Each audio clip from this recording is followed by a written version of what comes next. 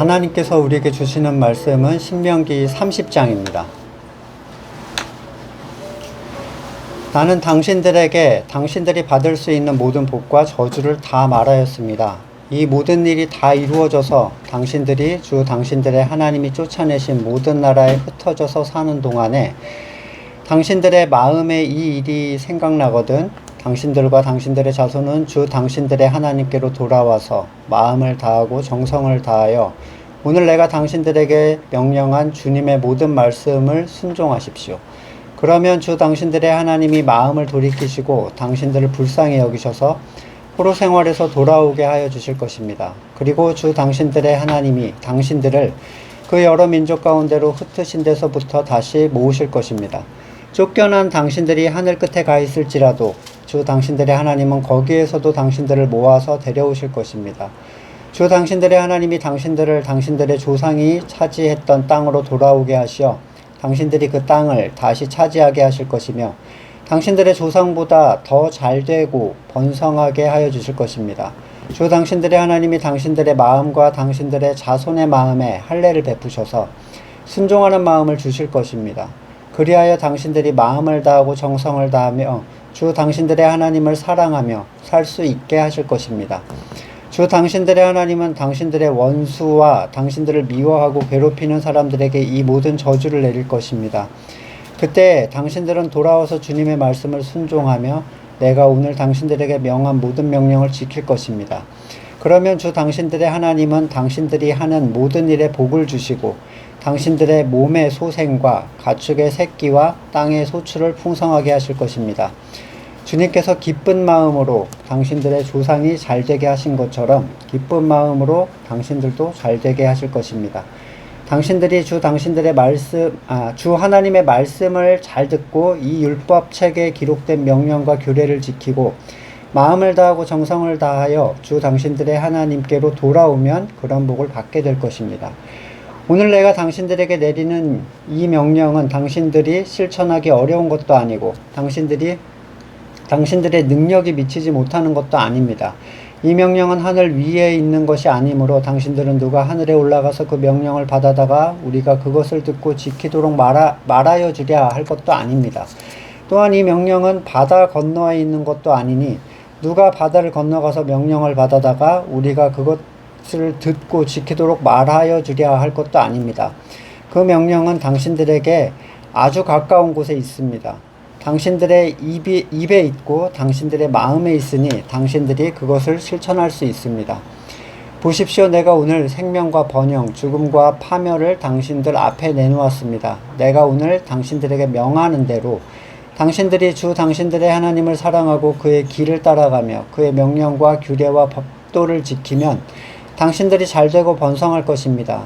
또 당신들이 들어가서 차지할 땅에서 주 당신들의 하나님이 당신들에게 복을 주실 것입니다. 그러나 당신들이 마음을 돌려서 순종하지 않고 빗나가서 다른 신들에게 절을 하고 섬기면 오늘 내가 당신들에게 경고한 대로 당신들은 반드시 망하고 맙니다. 당신들이 요단강을 건너가서 차지할 그 땅에서도 오래 살지 못할 것입니다. 나는 오늘 하늘과 땅을 증인으로 세우고 생명과 사망, 복과 저주를 당신들 앞에 내놓았습니다. 당신들과 당신들의 자손이 살려거든 생명을 택하십시오. 주 당신들의 하나님을 사랑하십시오.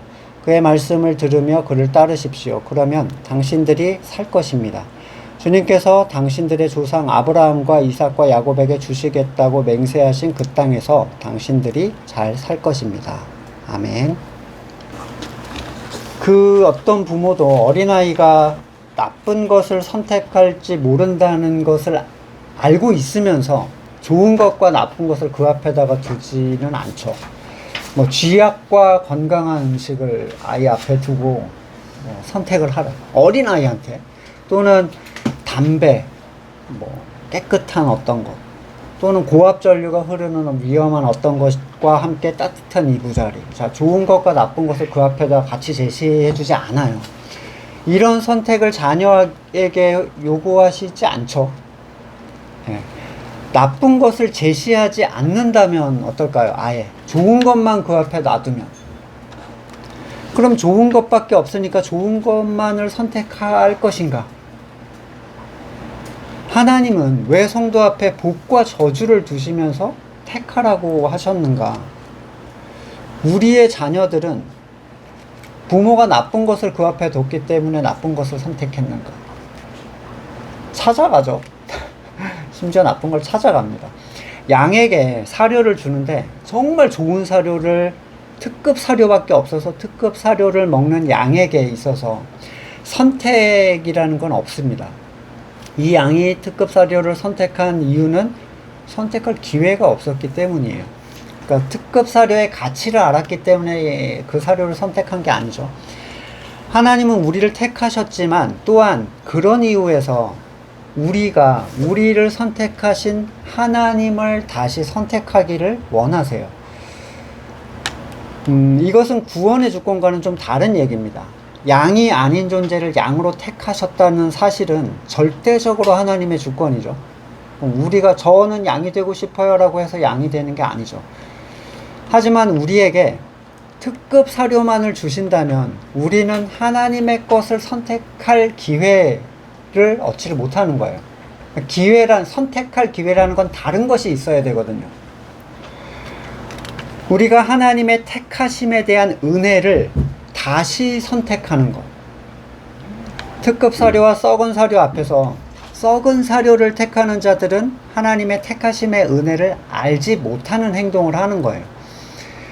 아이러니하게도 이 썩은 사료는 거듭난 사람들의 옛사람에게는 아주 매력적이고 식욕을 돋구는 사료가 됩니다. 이 썩은 사료라는 게. 하지만 거듭남 그리고 광야를 지난 사람들에게는 단순한 또는 즉흥적인 입맛보다는 분명히 다른 만나의 그 깊은 맛을 아는 힘이라는 게 있어요. 그래서 참된 성도에게는 극단적인 선택이라는 게 요구가 되는 거예요. 양극단을 놓고 선택해라. 그러니까 어중간한 걸 놓고 비슷비슷한데 선택하라고 하지 않고 완전 끝과 끝을 놓고 선택하라는 거죠. 고린도전서 5장 15절. 그런데 그리스도께서 모든 사람을 위하여 죽으신 것은 이제부터 살아있는 사람들이 자기 자신들을 위하여 살아가도록 하려는 것이 아니라 자기들을 위하여 죽으셨다가 살아나신 그분을 위하여 살아가도록 하려는 것입니다. 자, 요한일서 4장 17절에도 사랑이 우리에게 완성되었다는 사실은 이 점에 있으니 곧 우리로 하여금 심판날에 담대함을 가지게 하려는 것입니다. 우리가 이렇게 담대해지는 것은 그리스도께서 사신 대로 또한 우리도 이 세상에서 그렇게 살기 때문입니다. 자, 그리스도께서 사신 대로라는 이 용어를 보시면 세상에 그 누가 그분의 삶, 그리스도의 삶의 입맛을 다시겠어요? 그들의 눈에는 이 그리스도의 삶은 지옥이에요. 그냥 저주, 미련하고 꺼리끼는 일이 될 게 분명합니다. 건물의 교회에서 그분의 삶을 살자, 우리가 그리스도의 삶을 살자 하지만 정작 그들이 기대하는 것은 그분의 삶과는 굉장히 동떨어진 결과를 기대해요. 하지만 성도는, 진짜 성도는 묘하게도 그분의 삶 속에서 세상이 보지 못하는 다른 가치를 보게 됩니다. 이 삶은 우리를 향한 하나님의 선택의 은혜를 성도가 다시 선택하는 삶이에요. 그분이 나를 선택하셨다는 그 가치를 내가 다시 선택하는 거죠. 따라서 이 안에는 예정과 성도의 자유의지라는 게 둘 다 포함이 됩니다. 하나님은 하나님의 뜻에 따라 하나님의 백성을 택하셨고 하나님의 것을 택할 수 있는 자유의지를 주신 거예요. 가치를 선택할 일이 없다면 말 그대로 한 번 구원은 영원한 구원이 되겠죠. 하지만 성경은 거듭난 사람들의 떨어짐에 대해서 얼마나 많이 경고를 합니까? 이 올바른 선택은 성도에게 있어서 구원에 대한 두려움을 제거해 준다는 거예요. 요한일서 4장 18절. 사랑에는 두려움이 없습니다. 완전한 사랑은 두려움을 내쫓습니다. 두려움은 징벌과 관련이 있습니다. 두려워하는 사람은 아직 사랑을 완성하지 못한 사람입니다. 우리가 사랑하는 것은 하나님이 우리를 먼저 사랑하셨기 때문입니다. 로마서 5장 7절에도 의인을 위해서라도 죽는 사람은 거의 없습니다. 더욱이 선한 사람을 위해서 감히 죽을 사람은 없습니다. 그러나 우리가 아직 죄인이었을 때 그리스도께서 우리를 위하여 죽으셨습니다. 이리하여 하나님께서는 우리에 대한 자기의 사랑을 실증하셨습니다. 이 조건 없는 하나님의 선제적 사랑은 하나님을 향한 선택을 성도에게 가능하게 해줬어요. 하나님의 선제적 사랑에 의해서 우리는 하나님을 선택할 수 있는 기회를 얻게 됐고, 그것이 지금 눈앞에 놓여있는 성도들의 선택입니다. 출애굽의 어린 양의 희생의 가치를 아는 자만이 복과 화 앞에서 복을 선택할 수 있는 거예요. 이 사랑은 하나님께서 그를 택하신 성도에 대한 사랑이기도 하고, 또 그 자체를 성경은 하나님 사랑의 실체다라고 얘기를 하는데, 자기 선과 자기 부인, 자기 선에 대한 부인이죠. 의에 대한 부인. 또 넓은 길과 좁은 길, 선악과와 생명나무의 열매. 우리는 매 순간 선택의 자리에 있습니다. 이게 매 순간인데 특정 순간이 아닌 거예요. 단지 우리가 우리의 일상이라는 게 특별하지 않다라고 생각을 하고 있고, 복과 화를 택할 기회는 아주 특별한 어떤 것이라고 착각할 뿐이지, 실제 우리는 매 순간 그거를 택할 수 있는 자리에 있어요. 모세는 오늘 본문 1절에서 그들의 선택이 무엇이 될지 결론적으로 얘기를 해버립니다. 이 모든 일이 다 이루어져서 복을 받게 되거든이 아니에요. 당신들이 당신들의 하나님이 쫓아내신 모든 나라에 흩어져 사는 동안에 당신들의 마음에 이 일이 생각나거든. 모세는 그들이 저주 쪽을 택할 것이라는 걸 이미 알고 있었고, 그 모든 저주가 그들에게 그대로 이루어질 것을 확정적으로 얘기를 합니다. 세상적으로 보면 굉장히 부정적인 사람인 거죠. 비관적인 사람. 하지만 이것은 모세 개인의 마음이 아니라 육에 속한 이스라엘에 대한 하나님의 시선이에요. 얘네가 어차피 나를 택하지 않을 것을 하나님은 알고 계셨다는 거죠. 이것은 심지어 이미 가나안을 정복한 여호수아기 끝에도 동일하게 반복이 되는데, 여호수아 24장 16절 이하에 백성들이 이런 얘기를 합니다. 주님을 저버리고 다른 신들을 섬기는 일을 우리가 절대로 하지 않겠습니다. 하나님이 우리 조상을 이끌고 이집트 땅 종되었던 집에서 이끌어내셨고, 우리가 보는 앞에서 기적을 행하셨고, 우리가 오는 동안에 줄곧 지켜주셨고, 여러 민족 사이를 뚫고 오는 동안에 우리를 지켜주셨습니다. 그리고 이 모든 민족을 이 땅에서 아모리 사람까지도 우리 앞에서 쫓아내셨습니다. 그러므로 우린 주님을 섬기겠습니다. 그분만이 우리 하나님이십니다. 이렇게 고백을 했어요. 체험이 있고 다짐이 있고 고백을 합니다. 그게 의미가 있겠는가? 이 육적 이스라엘에게. 19절에서 그러나 여호수아는 백성들에게 말했다. 당신들은 주님을 섬기지 못할 것입니다. 그분은 거룩하신 하나님이며 질투하시는 하나님이시기 때문에 당신들의 허물과 죄를 용서하지 않을 것입니다. 이게 옛 언약이에요. 허물은 용서가 안 돼. 그냥 완전히 스스로 의를 이루어서 구원을 받는 방법밖에 없는 거죠. 모세가 말한 그대로 16년의 시간이 흐른 여호수아는, 그 뒤에 여호수아는 백성이 하나님을 섬기지 못할 것을 예측하는 게 아니라 선언하고 있었고, 그에 따른 저주가 그대로 내릴 것임을 확정적으로 얘기를 합니다. 로마서 10장 9절에 당신이 만일 예수는 주님이라고 입으로 고백하고 하나님께서 그를 죽은 사람들 가운데서 살리신 것을 마음으로 믿으면 구원을 얻을 것입니다.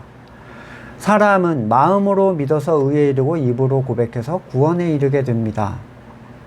건물교회는 이 본문을 입으로 고백해서 구원을 얻는다, 요 말을 앞에서 마음으로 믿는다는 의미를 제거한 채로 나는 믿는다 라고만 얘기를 하면, 단지 세례 시간에 목사가 뭐라고 하는지도 모르는 얘기를 그냥 거기다 라고만 하면 그가 구원을 받았다는 의미로 퇴색시켜 놨어요. 주여 주여 하는 자가 다 천국에 갈 것이 아니다 라고 예수님께서 분명히 말씀하셨는데도 사람들은 자신들이 입으로 고백했다는 사실에다가 굉장히 큰 가치를 부여하고, 성경의 경고는 자신들과 전혀 관계가 없는 일이다 라고 생각을 합니다. 마치 지난 시간에 말씀드렸던 쓴뿌리, 이 모든 일이 우리에게는 일어나지 않을 것이다 라고 생각하는 사람들처럼 목회자들이 그 일을 앞장서서 하고 있어요. 우리는 다 천국에 갈 것처럼.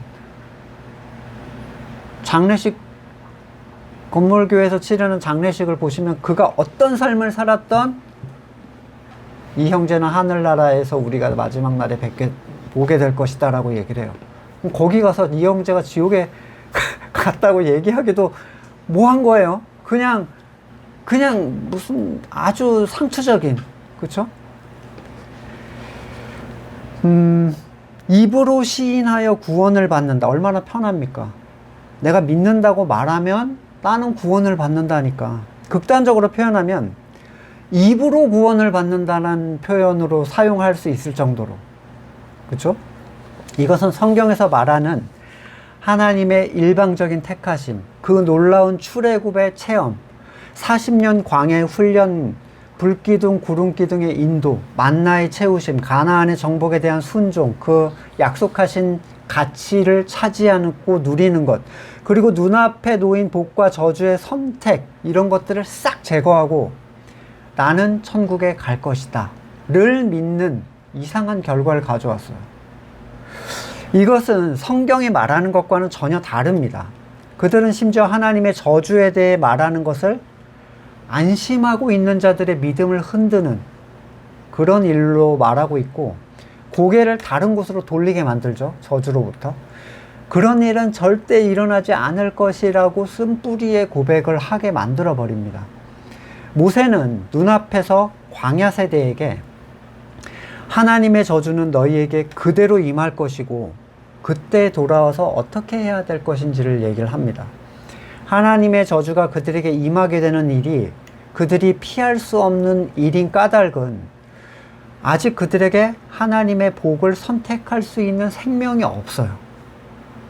그 가치를 알 수 있는 생명이 그들에게 없는 거죠. 그들의 눈에 하나님의 명령이 좋게 보이질 않는데, 그들의 눈에 하나님의 다스림과 하나님의 말씀이 좋게 보이지 않는데 어떻게 선택을 하겠습니까? 외적으로는 할 수 있죠. 외적으로. 안식일을 지키고 정결 예식을 행하고 오히려 요구하는 것보다 더 과도한 행동들을 할 수 있습니다. 하지만 문제는 그들 안에 그것이 하나님과 같은 마음으로 선택이 되는 게 아니라는 거예요. 단지 외적인 행위로만 그걸 행한다는 것, 그것이 율법이죠. 옛 언약에 속한 사람들은 결코 넘을 수 없는 한계예요. 마음을 다하고 정성을 다하려면 그 가치가 하나님의 시선으로 보여야만 되거든요. 무엇인가 정성을 들여서 해보신 일이 있으시죠? 뭐든 간에 나는 이게 너무 좋아서 거기에 정성을 다하는 거. 그렇게 마음을 다하려면 그 일에 대한 가치가 그에게 극대화가 돼야 됩니다. 어른이 아이들과 놀아주잖아요. 노는데 지칩니다. 이상해요. 분명히 놀아주는데 너무 힘들어요. 근데 얘는 절대로 안 지쳐. 그 놀이가 재미로 하는 게 아니라 놀아주는 게 되기 때문이죠. 그러니까 마음 안에서 흘러나오는 게 아니라 그 아이와 놀아주는 것 자체를 가치로 삼기 때문에 지치는 거예요. 아이들은 하루 종일 할 수 있습니다. 더 더 나가 떨어질 때까지 놀아요. 근데 어른은 조금만 해줘도 하다못해 앉아가지고 인형으로 역할만 해도 너무 힘든 거예요. 나름대로 좀 이렇게 재밌게도 해보고 하는데 어림도 없습니다. 가치를 누릴 수 없는 일이어도 정성을 다하는 척 할 수 있고, 심지어는 아이보다 더 오버해서 할 수도 있어요. 외적으로는 잠깐 시간에 구별 안 되죠. 하지만 거기에는 생명력이 없고 지속력도 없습니다. 하나님은 중심을 보시는 분이라고 했죠. 사무엘상 16장 7절. 너는 그 준수한 겉모습, 키만 봐서는 안 된다. 그는 내가 세운 사람이 아니다. 나는 사람이 판단하는 것처럼 그렇게 판단하지 않는다. 사람은 겉모습만 따라 판단하지만 주는 중심을 본다. 누가복음 11장 39절. 주께서 그에게 말씀하셨다. 너는 지금 너희 바리새파 사람들은 잔과 접시의 겉은 깨끗하게 하지만 너희 속에는 탐욕과 악독이 가득하다. 어리석은 사람들아 겉을 만드신 분이 속도 만들지 아니하셨느냐. 그 속에 있는 것으로 자선을 베풀어라. 그리하면 모든 것이 너에게 깨끗해질 것이다. 너희 바리새파 사람들에게 화가 있다. 너희는 박하, 운양, 온갖 채소의 11조는 바치면서 정의와 하나님에 대한 사랑은 소홀히 한다. 그런 것들도 반드시 행해야 하지만 이런 것들도 소홀히 하지 않았어야 했다. 그러니까 율법은 과도하게 지킬 수 있었지만 중심을 전혀 따라가지 않은 거예요. 행위를 과도하게 채우는 것이 하나님이 원하시는 것이라고 착각하는 사람들은 유대교나 지금 건물의 교회나 가득합니다. 심지어 이것은 자기의 의를 극대화해서 그 사람을 교만하게 만들어요. 그리스도의 의를 멀리하게 하고 은혜가 아닌 자기의 열정과 노력이 위로 올라가게 하는 일인데도 사람들은 서로 힘을 북돋으면서 그 일을 성취하자고 합니다. 마치 하늘에 닿으려고 쌓는 바벨탑처럼 속에 있는 것으로 행하지 않으면 무슨 일을 해도 그게 사람으로부터 나오는 건데, 역겨운 일인데, 하나님 앞에서는 오히려 죄를 쌓는 일인데도 사람들은 아무것도 모른 채 자기의 의를 바벨탑처럼 쌓아 올려요. 하늘까지 올리려고 합니다. 궁극적으로 하나님의 백성이 마음을 다해 주님께 돌아오게 되는 날, 그것은 그리스도의 십자가의 죽으심을 통해서 그들이 거듭남의 은혜를 입었을 때예요. 그때야 비로소 자신들이 앉은 더러운 자리, 절망의 자리가 보이고, 그때야 하나님께서 우리 앞에 두신 복과 화가 보여요. 하나님께서 깨우신 하나님의 백성은 그가 어디에 있든지 그 깨우심의 은혜를 입어서 깨어나게 됩니다. 구원에 있어서 유리한 자리라는 건 없어요. 사람이 그걸 만들어줄 수 없다는 거예요.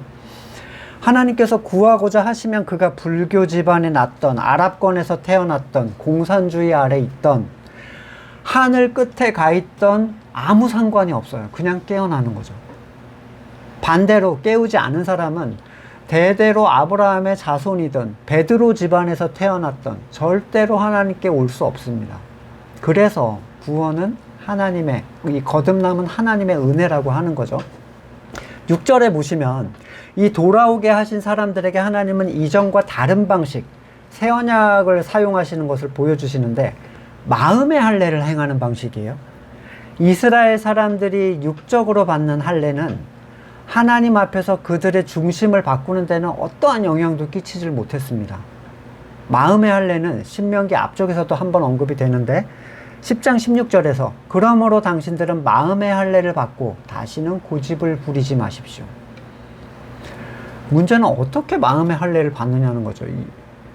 이 본문에 의하면 마음의 할례를 받아야 비로소 하나님을 어긋나게 하는 그 고집이 꺾이게 돼요. 그러니까 내가 잘못된 걸 알게 되는 거죠. 고집을 부린다는 건 내가 옳다라고 생각하기 때문이거든요. 스스로 선을 이루기 위해 하나님이 아닌 세상의 것들에 굽신거리는 그런 일들, 이건 내가 그래서는 안 되겠다 라는 의지의 문제가 아닙니다. 하나님께서 영적으로 구별하는 그 표시를 받았느냐의 문제죠. 이스라엘은 누구도 마음의 할례를 받지 못했습니다. 예레미야 9장 26절, 이집트, 유다, 에돔, 암몬 자손과 모압, 관자놀이의 머리카락을 짧게 깎은 광야에 사는 모든 사람들에게도 내가 벌을 내리겠다. 이 모든 민족은 이스라엘 백성 전체와 마찬가지로 마음의 할례를 받지 않은 자들이기 때문이다.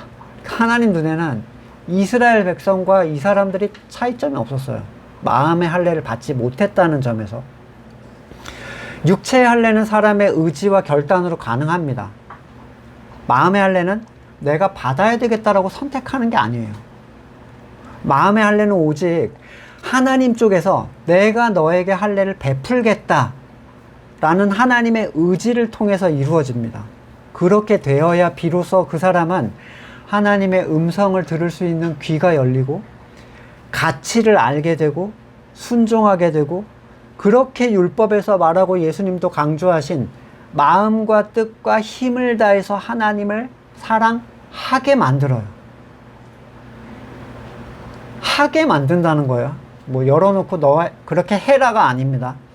분명히 드러나는 사실은 이게 명령되는 게 아니라 그런 존재가 되게 하시겠다는 거예요.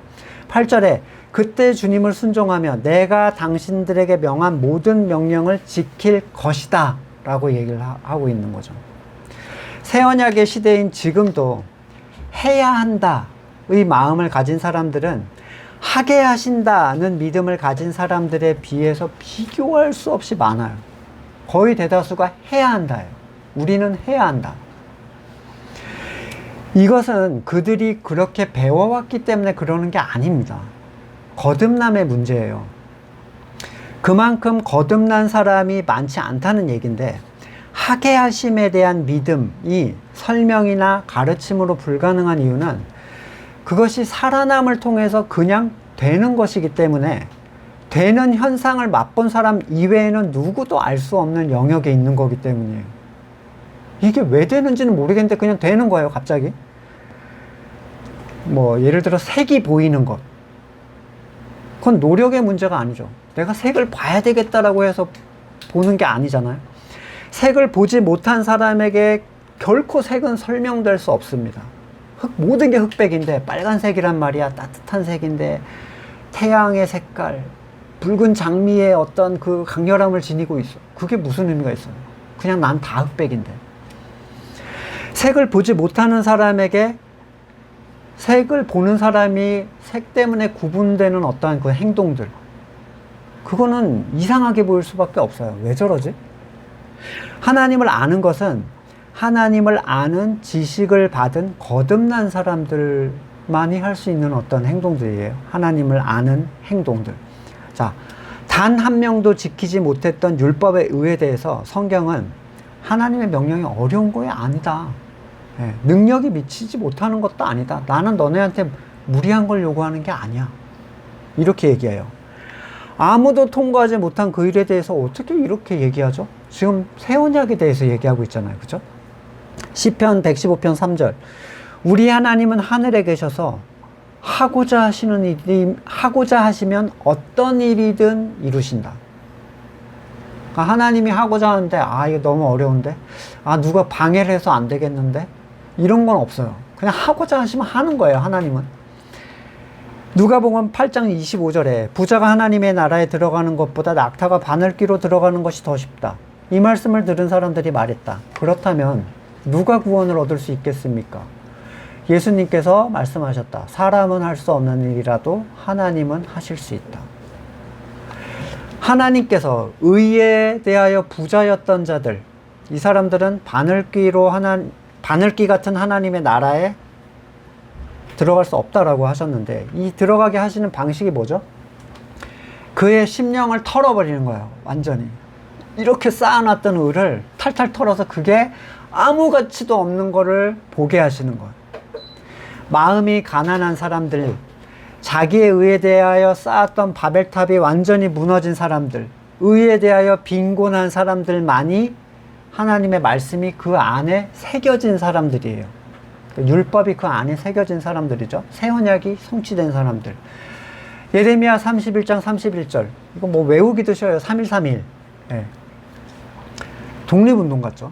자, 외워놓으시면 되게 좋아요. 그때가 오면 새 언약이에요. 내가 이스라엘 가문과 유다 가문에 새 언약을 세우겠다. 나 주의 말이다. 이것은 내가 그들의 조상의 손을 붙잡고 이집트 땅에서 데리고 나온 때에 세운 언약과는 다른 것이다. 내가 그들의 남편이 되었어도 그들은 나의 언약을 깨뜨려 버렸다. 나 주의 말이다. 그러나 그 시절이 지난 뒤에 내가 이스라엘 가문과 언약을 세울 것이니 나는 나의 율법을 그들의 가슴 속에 넣어주고 그들의 마음판에 새겨 기록하여 나는 그들의 하나님이 되고 그들은 나의 백성이 될 것이다. 나 주의 말이다. 오늘 본문 말씀에 이 말씀이 마음에 있고 입에 있으면 그건 쉬운 일이다. 이렇게 얘기를 하잖아요. 이 얘기를 이제 오해하는 경우가 있어요. 말씀을 암송을 많이 하고 성경을 엄청 많이 읽어가지고 입에 그냥 나오게 만들어 놓으면 이란 얘기가 아닙니다. 그런 의미가 아니에요. 그런 걸로 치면 이스라엘 사람들을 따라갈 수 있는 사람이 아무도 없었어요. 이건 사람이 노력으로 할 수 없으나 하나님은 하실 수 있는 그 일을 얘기하는 거예요. 그러니까 이 본문을 놓고 암송을 해야 된다 이런 얘기를 하면 안 된다는 거예요. 율법이 마음에 있다면 율법은 그를 하나님의 뜻대로 행하게 합니다. 왜냐하면 그게 너무 좋아서, 그 가치가 너무 뛰어나서 그냥 따라가게 만드는 거예요. 단순히 행위를 수행하는 의미가 아니라 정말 그걸 소망하고 원해서 기쁨으로 하게 만든다는, 우리가 잘 아는 빌립보서 2장 13절 말씀. 하나님은 여러분 안에 활동하셔서 여러분으로 하여금 하나님을 기쁘게 해드릴 것을 염원하게 하고 실천하게 하시는 분입니다. 이때부터 아는 하나님은 이전에 아는 하나님과는 다른 하나님입니다. 무채색이었던 그들의 눈에 하나님의 세계가 보이기 시작하는 거죠. 예레미야 31장 34절, 아까 본문에 이어서 마음판에 기록이 되면, 그때에는 이웃이나 동북끼리 너희는 서로 주님을 알아라 하지 않을 것이니 이것은 작은 사람으로부터 큰 사람에 이르기까지 그들이 모두 나를 알 것이기 때문이다. 그러니까 아는 사람끼리 하나님을 얘기하는 거예요. 그냥 배워서 아는 게 아니라 그냥 알아요. 저 사람도 아네? 이렇게 되는 거죠. 내가 그들의 허물을 용서하고 그들의 죄를 다시 기억하지 않겠다. 나 주의 말이다.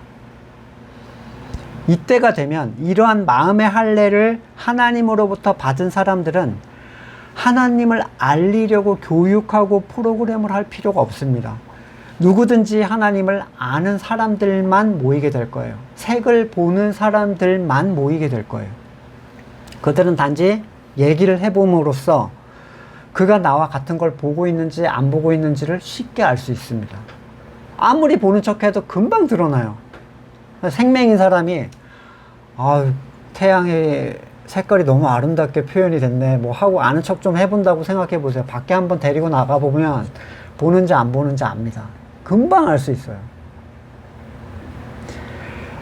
그냥 알게 되는 거죠. 이 사람들은 하나님으로부터 허물을 용서받고 죄를 기억하지 않겠다는 선언을 들은 사람들이에요.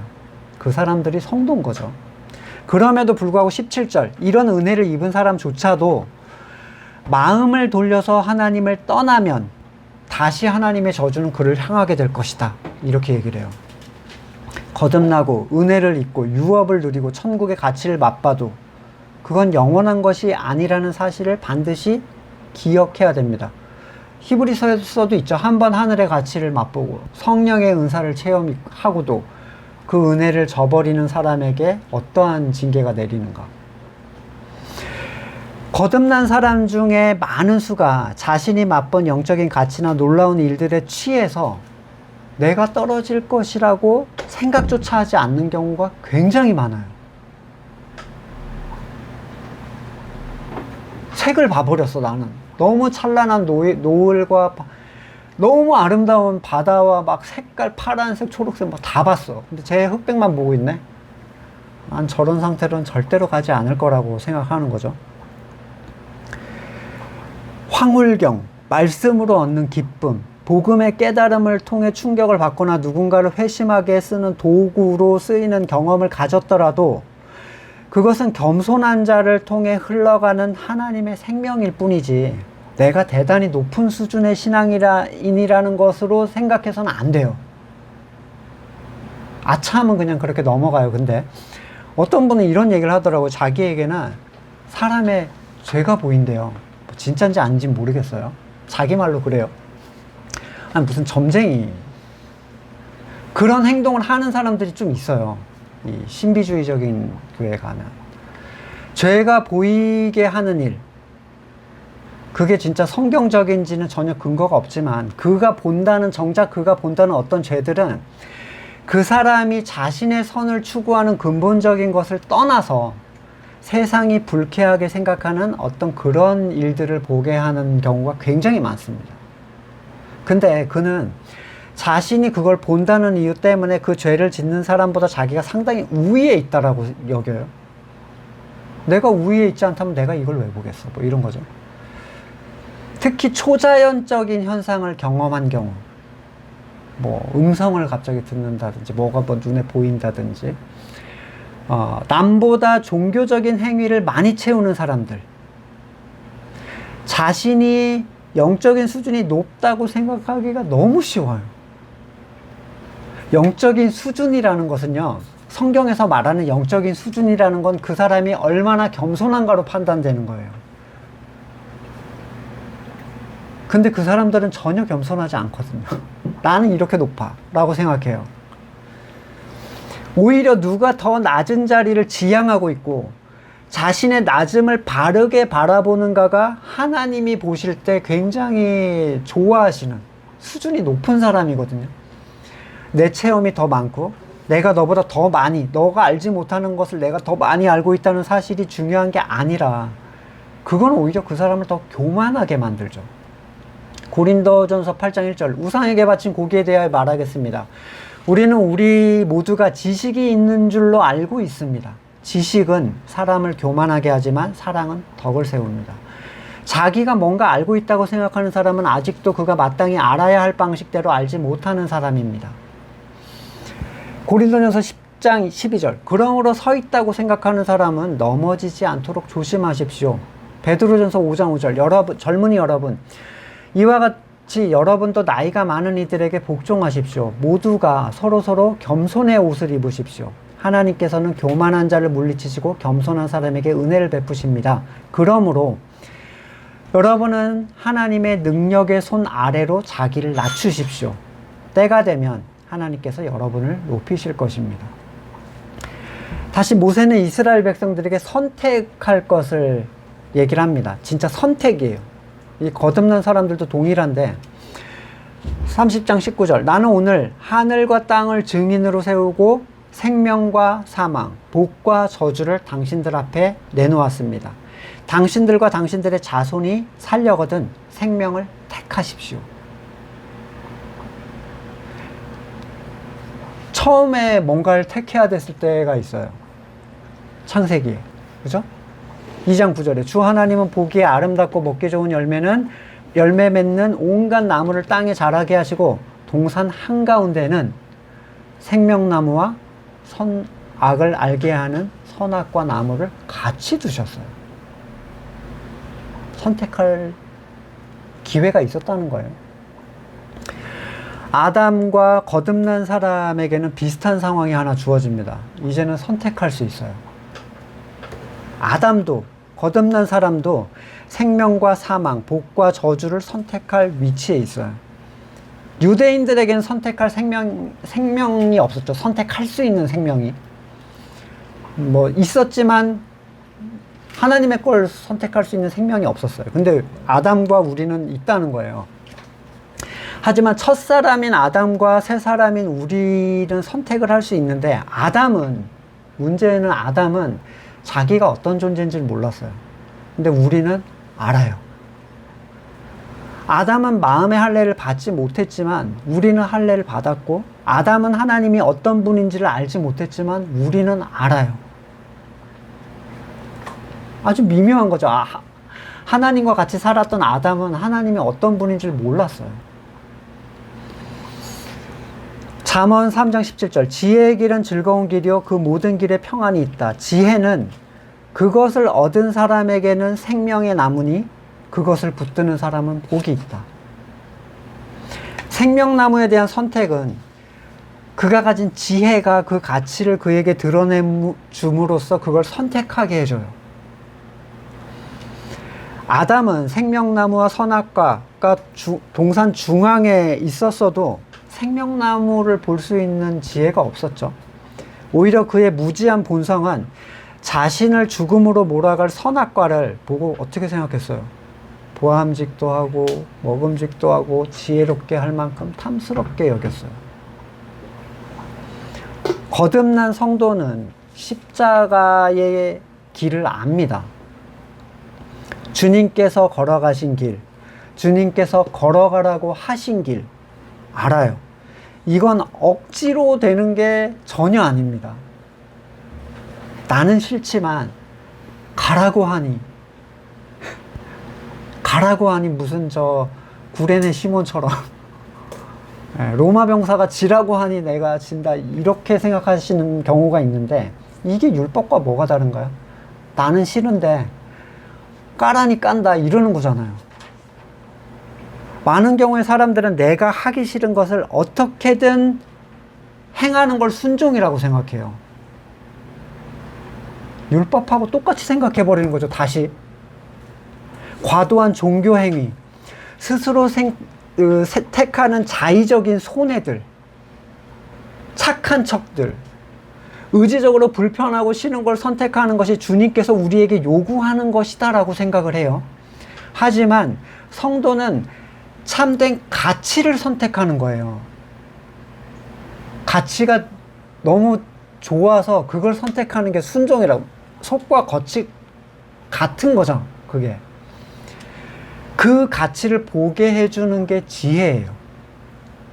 우리는 이 길의 가치를 주님께 보여달라고 간구를 해야죠. 내가 택하지 못함은 내가 보지 못함입니다. 내가 알지 못함이에요. 이렇게 가리웠던 우리의 영적인 눈이 열리면 십자가의 가치와 좁은 길의 가치가 분명하게 드러날 거예요.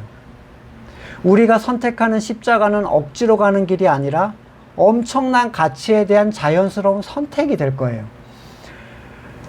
30장 20절 주 당신들의 하나님을 사랑하십시오. 그의 말씀을 들으며 그를 따르십시오. 그러면 당신들이 살 것입니다. 주님께서 당신들의 조상 아브라함, 이삭, 야곱에게 주시겠다고 맹세하신 그 땅에서 당신들이 잘 살 것입니다. 주님의 말씀의 가치를 보는 지혜 있는 사람들에게 이 길은 세상이 어떻게 생각하든 즐거운 길이 되는 거예요. 로마서 5장 1절 그러므로 우리는 믿음으로 의롭다 하심을 받았으므로 우리 주 예수 그리스도로 말미암아 하나님과 더불어 평화를 누리고 있습니다. 우리는 또한 그리스도로 말미암아 지금 서 있는 이 은혜의 자리에 나오게 됐으며 하나님의 영광에 이르게 될 소망을 품고 자랑합니다. 뿐만 아니라 우리는 환난을 자랑합니다. 우리가 알기로 환난은 인내를 낳고 인내는 단련된 인격을 낳고 단련된 인격은 희망을 낳는 줄 알고 있기 때문입니다. 알고 있기 때문에 하는 거예요. 알고 있기 때문에. 근데 모르는데 자꾸 자기를 부인해야 된다, 십자가를 져야 된다라고 하면 그가 만들어내는 건 자의적인 행위들이죠. 겉과 속이 다른 어떠한 것들. 근데 그걸 지면서 나는 십자가를 지고 있다라고 이제 착각하는 거죠. 그럼 율법하고 똑같은 행동을 새 언약 안에서 그냥 하는 거예요. 십자가, 좁은 길의 가치를 아는 사람이 그 길을 즐거운 마음으로 택하게 되는 거죠. 결국에 우리에게 필요한 건 지혜예요. 하나님께서 우리에게 주신 지혜가 너희를 살릴 것이다. 너네 그거를 추구해라. 하나님을 아는 지혜를 간구해라. 계속 잠언이 얘기하는 것처럼 지혜를 간구하는 게 우리한테는 필요하다는 거예요. 로마서 5장 5절 이어서 이 희망은 우리를 실망시키지 않습니다. 하나님께서 우리에게 주신 성령을 통해 그의 사랑을 우리 마음속에 부어주셨기 때문입니다. 계시록 22장 14절에도 선택에 대한 얘기가 나옵니다. 생명나무에 이르는 권리를 차지하려고 그리고 성문으로 해서 도성에 들어가려고 자기 겉옷을 깨끗이 빠는 사람은 복이 있다. 하나님의 가치를 알기는 하지만 선택하지는 못한다라고 고민하는 것은 우리가 사실 가치를 모른다라는 고백을 하는 거예요. 나는 알긴 하는데 선택은 못하고 있어 라고 하는 고민하는 건 의지의 문제가 아니라는 걸 여러분 아셔야 돼요. 이걸 의지의 문제로 돌려버리면 율법의 행위를 다시 할 수밖에 없습니다. 왜냐면 나한테는 별로 가치를 바라지 못하는데 나는 그걸 추구하는 거거든요. 길에 금덩이가 널려 있는데 알아보지 못한 사람에겐 그냥 돌멩이죠. 굳이 챙길 필요가 없어요. 산에 길가에 산삼이 이만한 게 자라도 저는 모릅니다. 하지만 신만이한테는 대박인 거죠. 그냥 대박인 거예요. 한 5m 근방부터 판다면서요. 그 정성을 왜 드리겠어요? 삶이 있으니까 파는 거예요.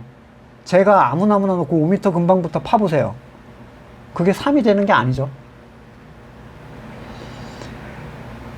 하늘의 지혜를 구하면서 십자가의 길, 좁은 길을 선택하는 것이 우리의 진짜 기쁨이 되기를 원해요. 그래야 하나님께서 우리에게 주신 가치가 진짜 가치를 바라는 것이 되기 때문입니다.